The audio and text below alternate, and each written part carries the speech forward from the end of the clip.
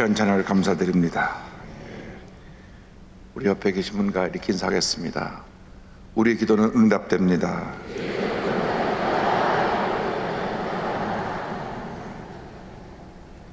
다시 한번 인사합니다. 우리 모두에게 좋은 일이 일어날 것입니다.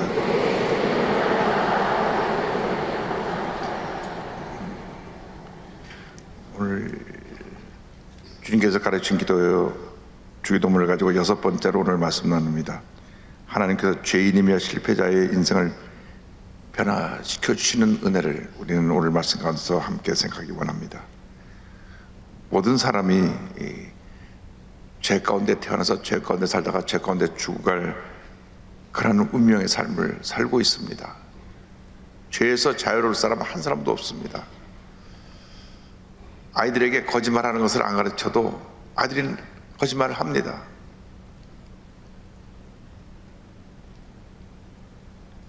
그것은 그 속에는 죄성이 있어서, 그 죄성이라는 것은 전염성이 있습니다. 이 사람이 거짓말하면 이 사람도 거짓말하고, 이 사람이 남의 걸 훔치면 이 사람도 남의 걸 훔치고, 전염성이 있어요. 그래서 우리의 기도할 때 꼭 우리가 이 죄에서 자유를 받도록 기도하고 죄와 싸워 승리하는 우리 모두가 되어야 하는 것입니다. 12절에 우리가 우리에게 죄 지은 자를 사하여 준 것 같이 우리 죄를 사하여 주시옵고 말씀했는데, 죄에서 자유로울 사람은 한 사람도 없다고 하는 것입니다. 로마 3장 23절에 모든 사람이 죄를 범하였음에 하나님의 영광에 이르지 못하더니, 5장 12절에 그러므로 한 사람으로 말미암아 죄가 세상에 들어오고 죄로 말미암아 사망이 들어왔나니 이와 같이 모든 사람이 죄를 지었으므로 사망이 모든 사람에게 이르렀느니라, 이렇게 말씀하고 있습니다. 이 죄의 굴레를 우리 스스로 벗을 수 없었기 때문에 하나님께서 너희가 지은 죄에 대해서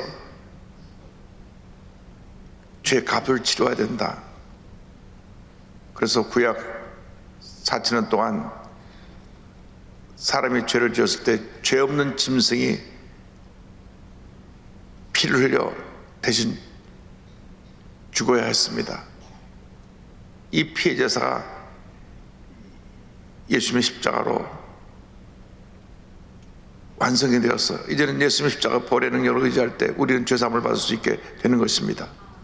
예수님께서 우리의 과거의 죄, 현재의 죄, 미래의 죄를 다 짊어지시고 십자가에서 다 이뤘다 말씀하실 때 죄의 권세가 무너진 것입니다.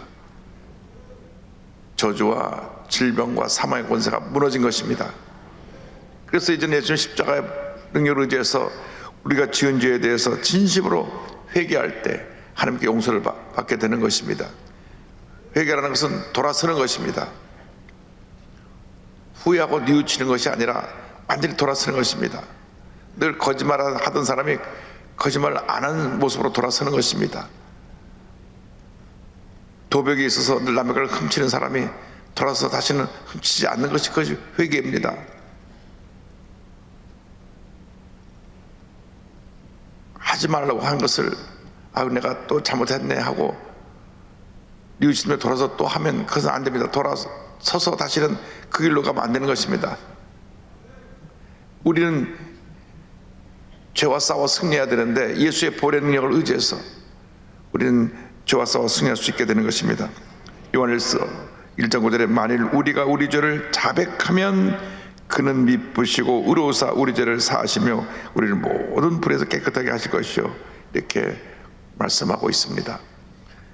다윗이 그가 범죄하고 회개의 기도를 드립니다. 51편에 하나님이여 주의 인자하심을 따라 내게 은혜를 베푸시며 주의 많은 긍휼을 따라 내 죄악을 지워주소서. 내가 주께만 범죄하여 주의 목전에 악을 행하였사오니 주께서 말씀하실 때 의로우시다 하고 주께서 심판할 때 순전하시다 하리이다. 우슬초로 나를 정결하게 하소서. 내가 정하리이다. 나의 죄를 씻어주소서. 내가 눈보다 희리이다. 신속한 회개로 우리는 죄에서 노예남하고 자유를 받아야 되는 것입니다. 그런데 중요한 것은 우리는 이렇게 죄 용서를 받았는데 우리는 우리에게 고통을 주고 상처 준 사람을 절대 용서 못한다고 하는 사람들이 꽤 있습니다. 그냥 용서 못한다가 아니라 절대 용서 못한다는 거예요. 내 눈에 흙이 들어올 때까지 용서 못한다고. 여러분, 근데 우리는 하나님께 예수님의 십자가 공로로 용서받은 죄인으로서 나도 나에게 죄 지은 자를 용서해야 되는 것입니다. 베드로가 물었어요. 하루는 마태복음 18장 보니까 그때 베드로가 나와 이르되 주여 형제가 내게 죄를 범하면 몇 번이나 용서하여 주리이까? 7번까지 하오리이까? 예수께서 이르시되 내게 이르노니 7번뿐 아니라 7번을 70번까지라도 할지나, 이렇게 말씀하셨습니다. 우리는 용서하지 못합니다. 늘 마음에 한을 품고 삽니다. 우리 대한민국 사람들이 한민족인데 한이 많은 민족이라 그러는데 한을 품고 살아요. 절대 용서 못하는 그런 삶을 삽니다. 어릴 때 부모에게 상처받은 사람은 부모를 용서하지 못한다고 그러고, 부부가 늘 싸운 사람은 남편은 아내를 남편을 용서하지 못한다고 그러고, 믿었던 친구에게 배신당한 사람은 절대 그 친구 용서할 수 없다고 그러고, 용서하지 못하는 인생이 되어 살다 보니까 문제는 뭐냐면, 나에게 상처를 입힌 사람은 멀쩡하게 돌아다니는데 용서하지 못하는 나는 그 마음속에 상처를 품고 살아가고 있는 것입니다. 문제는 나한테 있습니다. 용서하지 못하니까 내 마음속에 이것이 나를 콱 누르고 있어서 내 스스로 늘 고통 가운데 살아가고 있는 것입니다. 내가 내 마음속에 있는 이 상처와 눌린 것을 자유케 하려면 그 사람이 날 어떻게 생각하고 있든 간에 내 마음속에 풀어버려야 됩니다. 용서해야 됩니다. 용서는 일방적인 것입니다. 내가 나한테 용서하면 내가 용서할게, 이렇게 쌍방 합의가 아니라 일방적인 용서입니다. 그 사람이 나한테 상처를 입혔음에도 불구하고, 내가 고통을 당했음에도 불구하고 내가 내 마음에 놔버리면 내가 자유함을 받게 되고, 그 사람의 문제는 그 사람이 하나님 앞에서 해결돼야 될 문제니까, 나한테 상처 입히고 나를 뒤에서 욕하고 비판하고 문제를 일으켜서 고통 준 사람에 대해서 내가 내 손으로 복수해야 되겠다. 절대 여러분, 복수는 복수를 낳고 미움은 미움을 낳고 원한은 원한을 낳게 되는 것입니다. 그냥 우리는 피해를 입었어도 상처를 받았어도 용서하고 또 용서하고 또 용서하고 또 용서해야 되는 것입니다. 왜냐하면 예수님께서 그렇게 나를 용서하시기 때문에, 예수님이 우리가 죄인이었을 때에, 하나님과 원수가 됐을 때에 일방적으로 십자가 달려 죽으시고 피를 흘리심으로써 우리를 용서하셨어요. 우리가 용서받을 자격이 없는데, 감히 우리에게 죄덩어리는 우리가 내 죄를 용서해달라고 고백할 수 없는데, 자격이 없는데 예수님이 십자가에서 우리의 죄를 다 짊어지고 돌아가신 것입니다. 값없이 용서받은 우리가 왜 우리 주변의 나와 관계가 잘못된 사람들을 용서하지 못하고 마음에 응어리 가져서 삽니까? 여러분 마음속에 풀어놓아 자유케 되는 은혜가 있어야 되는 것입니다. 마음속에, 내 마음속에 상처를 준 사람에 대한 섭섭함과 원한을 갖고 있으면 평생 이것이 여러분을 짓눌러서 여러분이 원만한 대인관계, 사회생활을 제대로 할 수 없게 만드는 것입니다. 그리고 이것이 마음에 누르고 있어서 마음에 늘 편치 않고 그 사람 생각만 해도 잠자다가 깨고 속상하고 내 아무런 유익이 안 돼요. 주님과 나와 관계 속에서 주님이 7번씩 7번이라고 용서하라고 했는데 그걸 왜 내가 쥐고 있습니까? 주님은 용서하라고 하셨는데 나는 그걸 꼭 쥐고 여태 용서 못한다고 하니까 내 스스로 내 마음속에 아픔을 안고 사는 것입니다. 오늘 이 시간에 이걸 풀어놓아 버리시기 바랍니다. 자유를 받으시기 바랍니다. 용서는 일방적인 용서입니다. 내 속에서 풀어놔 버리는 것입니다. 그러면 내가 자유를 받게 됩니다. 사람들은 참 뻔뻔해서 남에게 상처가 나서도 고개를 뻗쩍 들고 다닙니다. 그 모습을 보면 더 분노하죠. 저 어떻게 저럴 수가 있나. 그럼에도 불구하고 용서해야 됩니다. 어떻게 보면 나도 남에게 그렇게 보일 수가 있어요. 그러니까 우리는 다 같은 죄인으로서 예수 믿고 구원받아 하나님의 자녀가 됐으니 서로 용서하고 사랑하고 화목하며 살아가는 우리 모두가 되어야 합니다. 그 죄 용서에 대한 중요한 말씀을 주도문 마무리하면서 하신 말씀 하시고, 그 다음에 시험과 유혹에 대해서 말씀하셨습니다. 13절에 다 같이요. 우리를 시험에 들게 하지 마시옵고 다만 악에서 구하시옵소서. 여기 시험에 들지 말게 하시옵고 그랬는데, 시험이 두 가지가 있습니다. 우리가 테스트, 대학 가기 위해서 수능 시험 보는 같은 그런 시험, 학교에서 학기 말고사 이렇게 시험 봐서 자기 성적을 평가하는 시험이 있고, 뭐 국가 자격 시험, 무슨 시험 뭐 있어요. 그런 그 사람을 훈련시켜서 어떠한 실력을 갖추게 하는 시험입니다. 그래서 우리는 이런 시험을 받을 때가 있고, 여기 성경에서 말하는 주기도문의 시험은 유혹의 시험입니다. 유혹. 근데 여기 성경에 보니까 시험에 들게 하지 마시옵고 유혹에 빠지지 말게 해달라는 기도가 나옵니다. 그래서 우리가 연단, 우리를 훈련하는 그런 연단의 시험은 욥을 대표로 해서 우리가 그 시험의 내용을 이해할 수가 있습니다. 욥이 사탄이 와서 저 욥이 하나님을 잘 섬기는 것이 너무나 가진 것이만 그렇습니다. 한번 다 빼앗아 보십시오. 그래서 물질의 시험을 받아서 모든 걸 다 빼앗깁니다. 자녀가 10명이나 되는데 그 자기 자식 자랑만 하는데 자식도 한번 다 빼앗아 보십시오. 하루아침에 그 재벌이 재산이 다 날아가고 10자녀가 다 죽었어요. 그런데 그때 욥의 고백입니다. 욥기 1장 21절 22절에 이르되 내가 모태에서 알몸으로 나와서 언즉 또한 알몸이 그리로 돌아가올지라 주신이도 야훼시오 거두니도 야훼시오니 야훼 이름이 찬송받으실지어다 하고 이 모든 일에 욥이 범죄하지 아니하고 하나님을 향하여 원망하지 아니하니라 말씀했습니다. 시험을 당할 때 잘 참고 견뎌서 하나님 앞에 원망불평하지 말고 믿음으로 견뎌 이겨 승리하는 그런 우리 모두가 되어야 됩니다.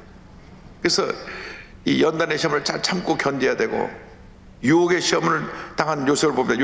요셉을 보니까 요셉이 노예로 팔려가서 거기서 열심히 일하는 가운데 그가 유혹의 시험을 당합니다. 창세기 39장에 나옵니다. 이 집에는 나보다 큰 이가 없으며 주인이 아무것도 내게 금하지 아니하였어도 금한 것은 당신뿐이니 당신은 그의 아내임이라.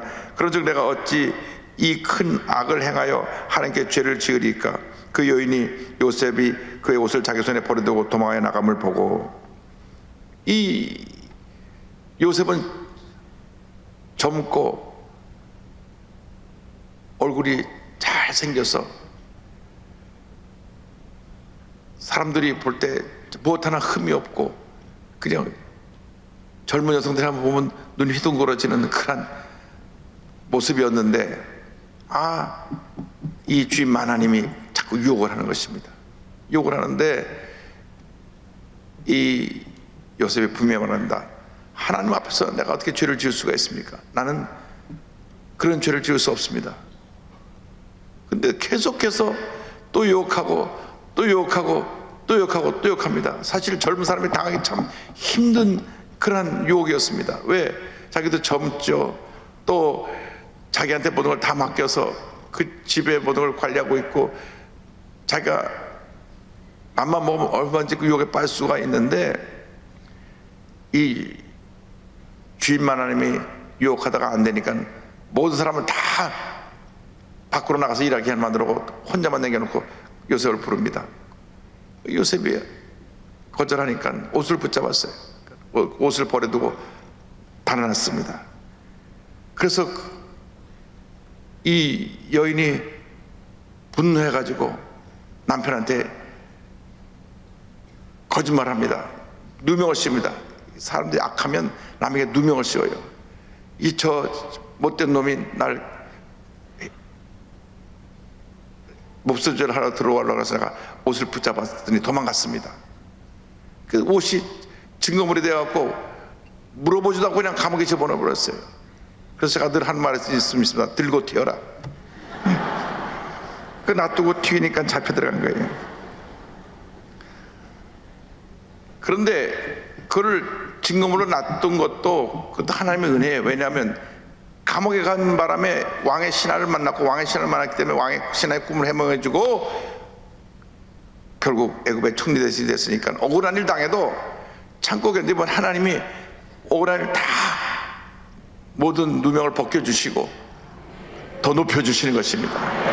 그러니까 여러분이 잘 될 때 누가 막 모함을 물고 뜯고 할 때 의연하게 주님만 바라보고 나가시기 바랍니다. 그런 악성 루머나 이런 공격하는 것에 영향받지 말고 주님만 바라보고 나가면 반드시 하나님께서 모든 일 합력한 선을 이루시고 흑암의 권세를 물리쳐 주시고 한놀란 축복으로 넘치게 부어주시는 것입니다. 그래서 교훈이 있습니다. 연단의 시험은 견디어 이기고 유혹의 시험은 피함으로 이긴다. 유혹의 시험은 피하는 것밖에 답이 없어요. 그 자리에 있으면 안 됩니다. 왜냐? 워낙 술을 좋아하는 사람한테 나 술 끊었어. 그 옆에 가서 앉아만 있어. 그것이 바로 시험에 빠지는 결과가 되는 것입니다. 유혹에 빠지는 것입니다. 5만 원짜리 자리에 앉지 말라 그랬는데 같이 앉아 있다 보면 난 물만 마실 거야. 그러지 말고 한 잔만 하잖아. 딱 한 잔이다. 그 순간부터 무너지는 겁니다. 도박을 좋아하는 사람이 이제 도박 끊었다 하면서 늘 눈만 가면 화투장이 왔다 갔다 하는데 친구들이 야 우리 요번에 고스톱 하러 온다 가자. 그런 거 안 해. 옆에만 앉아있어. 앉아있으면 자기도 하고 있다고 하는 순간에 여러분 유혹의 자리는 피해야 하는 것밖에는 답이 없어요. 아무리 천하장사라 하더라도 사람에게는 유혹에 약한 부분이 있기 때문에 그래서 중독이라는 것은 우리의 모든 유혹의 함정입니다. 중독, 알코올 중독, 도박 중독, 음란 중독, 마약 중독, 동성애 중독 빠지면 이것이 우리를 무너뜨리고 파멸의 길로 이끄는 것입니다. 이 유혹의 자리에 가면 안 돼요. 젊은 아이들이 모르고 강남에 수능 시험 끝났다고 나에 들어갔더니만 맥주를 공짜로 선물로 준다고 하면서 흰 가루를 다 타주는데 그게 마약인 거예요. 이거 먹으면 기분이 좋다고. 그 자리에 가지 말아야 되는데 가서 얻어 마셨다가는 그냥 난리가 나는 겁니다. 문제가 생기는 겁니다. 그래서 유혹의 시험은 피함으로 이긴다. 그래서 우리가 시험에 들지 말게 해달라고 하고 유혹에 빠지지 않게 해달라고 기도하는 것입니다. 마태복음 20장 41절에 시험에 들지 않게 깨어 기도하라. 마음에는 원이라 육신이 약하도다. 주님 말씀하셨습니다. 육신이 약하기 때문에 우리가 그 자리를 피하지 않으면 빠지는 것입니다. 또 야고보서 1장 12절에 시험을 참는 복이 있나니 이는 시련을 견뎌낸 자가 주께서 자기를 사랑하는 자들에게 약속하신 생명의 멸관을 얻을 것이기 때문이라. 우리가 당하는 연단의 시험은 잘 참고 견디라고 말씀하고 있습니다. 그래서 예수님이 우리를 악에 빠지지 않도록 우리를 늘 이끌어 주십니다. 6장 14절에 우리를 시험에 들게 하지 마시옵고 다만 악에서 구하시옵소서. 시험에 빠지지 않게 하여 주옵소서. 요한복음 10장 15절에 내가 비옵는 것은 그들을 세상에서 데려가시기를 위함이 아니요 다시 다만 악에 빠지지 않게 보존하시기를 위함이니이다. 누가복음 20장 30절에 그러나 내가 너를 위하여 내 믿음이 떨어지지 않기를 기도하였노니 너는 돌이킨 후에 내 형제를 굳게 하라. 우리에게 권면하십니다. 오늘 우리의 주신 말씀을 기억합니다.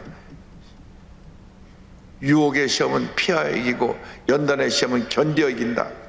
그리고 우리 삶 속에 진정한 용서가 있을 때 하나님과 나와의 관계 속에서 나와 이웃 관계 속에서 참된 자유함을 얻게 되는 것입니다. 기도하겠습니다. 사랑을 하신 하나님 아버지,